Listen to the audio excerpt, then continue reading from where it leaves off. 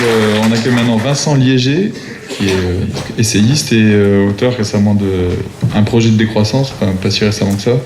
Je crois qu'il est disponible en ligne chez Utopia. Et voilà, je vous laisse la parole pour 10 minutes. Exactement, merci. Oui, le livre est déjà ancien puisqu'on l'a publié en 2013 et le temps passe vite. Et c'est ce que je vais présenter un peu ici. Qu'est-ce qu'on avait développé autour de ce projet de décroissance et autour de la notion de dotation inconditionnelle d'autonomie.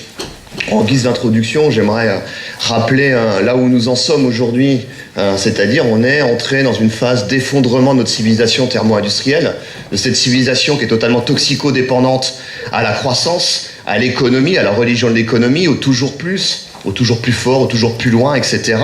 Et à travers un projet de décroissance, on parle aussi des gratuités, on parle du revenu de base, on parle d'un certain nombre de choses que je vais présenter maintenant, on fait le lien entre tout ça. On essaye de réfléchir à une transition démocratique et sereine pour sortir de ces toxicodépendances au toujours plus, à la croissance, à l'économie, etc., vers de nouveaux modèles de société au pluriel, qui seraient relocalisés mais ouverts, solidaires, qui seraient basés sur d'autres valeurs, la convivialité, l'autonomie, la démocratie directe, le bien-être, le bien-vivre, le vivre ensemble, etc. Alors l'effondrement, il a commencé, je ne vais pas revenir sur les questions environnementales, je crois que dans la salle, on est quand même tous plutôt bien informés sur ce qui se passe en ce moment, qui est de plus en plus inquiétant. Il y a une accélération de cet effondrement à travers la chute de la biodiversité, à travers le changement climatique, entre autres, avec aussi beaucoup d'autres problèmes, et des effets dominos autour de ces problèmes. Il y a une situation tout aussi inquiétante d'un point de vue économique, où vraisemblablement on risque de faire face dans les semaines, mois à venir à un nouvel effondrement, une nouvelle crise économique où les plus pauvres, une fois de plus, risquent d'être les premières victimes de cette crise. On fait face aussi à une crise démocratique, crise de la démocratie. Notre modèle démocratique, limité à son outil représentatif, s'avère aujourd'hui totalement inefficient, a été totalement pris hacké par une oligarchie financière, même dans les pays où c'est le populisme, là où j'habite en Hongrie, qui prend le pouvoir, on se rend compte que derrière c'est les mêmes oligarchies financières, les mêmes intérêts économiques qui bénéficient d'un autre discours politique de récupération et ainsi de suite.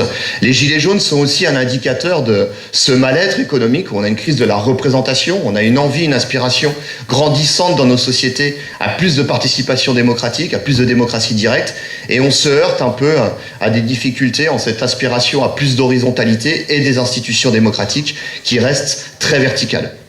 Et puis surtout, on n'en parle pas suffisamment, je crois qu'il y a une crise culturelle, un effondrement culturel profond dans notre société, là aussi des toxicodépendants ou toujours plus, où il y a un mal-être grandissant, mal-être au travail, mal-être par rapport à cette pression sociale à consommer toujours plus, à voyager toujours plus loin, toujours plus vite, le mal-être lié aux écrans, à des sociétés où on ne se parle plus, on ne se rencontre plus.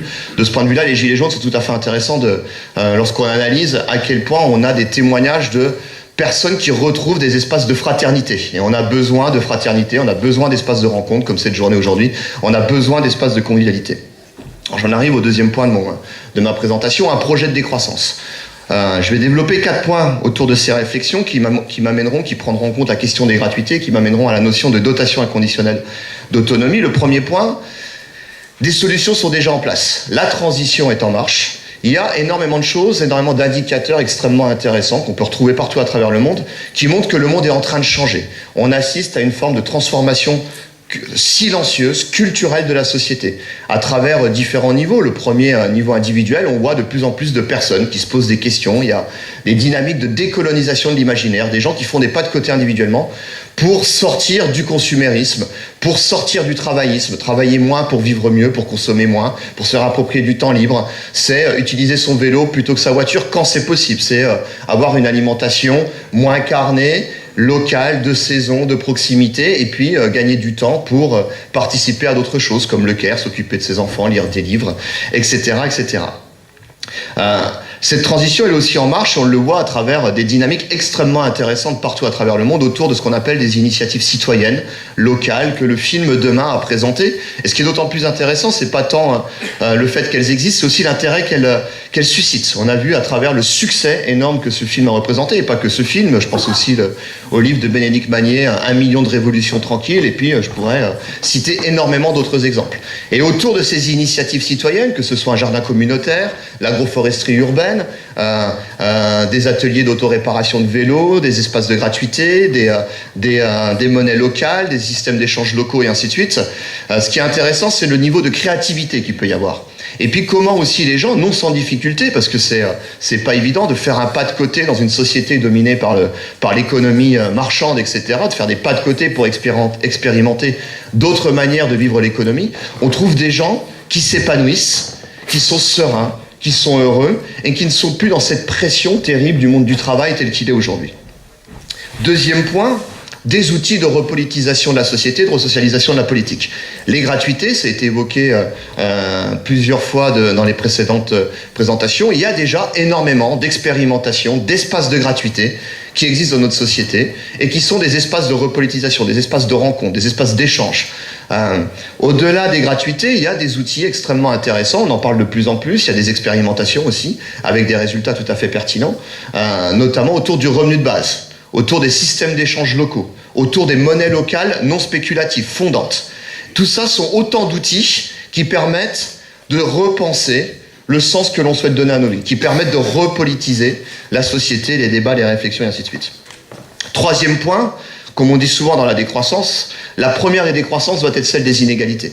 On assiste ces dernières années à une explosion exponentielle des inégalités, où la concentration de l'argent est toujours plus dans les mains de quelques-uns, qui en plus possèdent les médias, et ont un pouvoir d'influence sur les politiques toujours plus grand.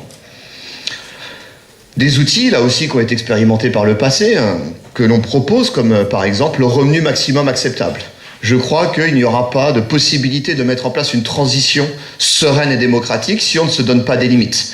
En particulier, de rompre avec cette logique du toujours plus, cette logique du mythe que pour avoir une vie aboutie, que pour être heureux dans la vie, il faut avoir le mode de vie des plus riches. Il faut sortir de ça. Donc revenu maximum acceptable, nous on propose dans le livre un écart de 1 à 4 entre le revenu minimum et le revenu maximum. Autour de ces questions des inégalités, ça a été évoqué par Paul Ariès en introduction, c'est intéressant de voir là où on dépense le plus d'argent, complexe militaro-industriel, les grands projets inutiles imposés, la publicité, qui sont des outils extrêmement toxiques pour le vivre ensemble. Et comment on met en place des régulations démocratiques pour sortir de toutes ces formes d'agression, ces formes de manipulation, et je pense surtout à la publicité et tous ces effets pervers. Dernier point, et là je vais peut-être faire référence à Karl Polanyi, le grand penseur hongrois, et je vous invite en ce contexte de crise à relire La Grande Transformation. C'est un livre tout à fait marquant et riche d'enseignements par rapport aux crises qu'on est en train de vivre, et à travers ces réflexions autour de Karl Polanyi, je crois qu'à nouveau on fait face à un gros problème qui est la marchandisation du monde, qui pervertit les rapports humains et qui nous amène toujours plus vite vers les fascismes.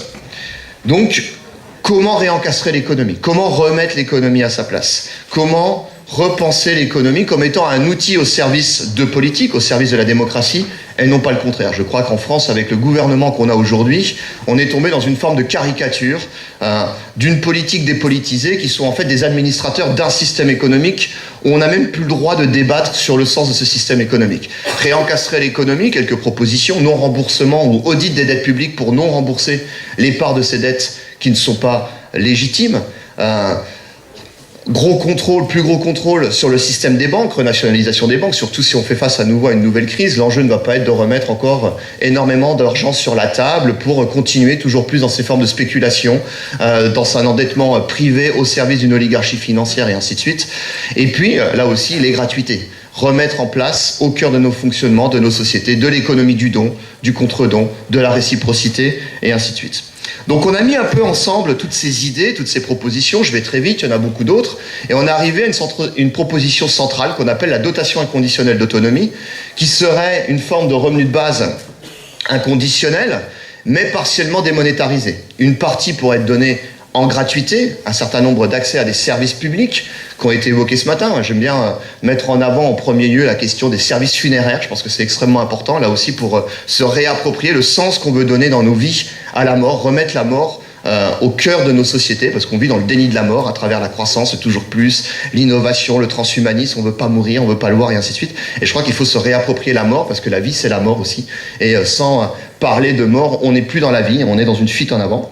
Donc, des services publics, un certain nombre d'accès à des biens, un certain nombre de litres d'eau, de kilowattheures en termes d'électricité, mètres carrés pour avoir des activités qui ont du sens, un logement décent, et ainsi de suite, et de mettre aussi dans cette forme de revenu de base inconditionnel pour toutes et tous donner de la naissance à la mort afin d'avoir une vie décente, des monnaies locales qui peuvent se décliner sur différents niveaux, à l'échelle d'un quartier, d'une ville, d'une région, et ainsi de suite.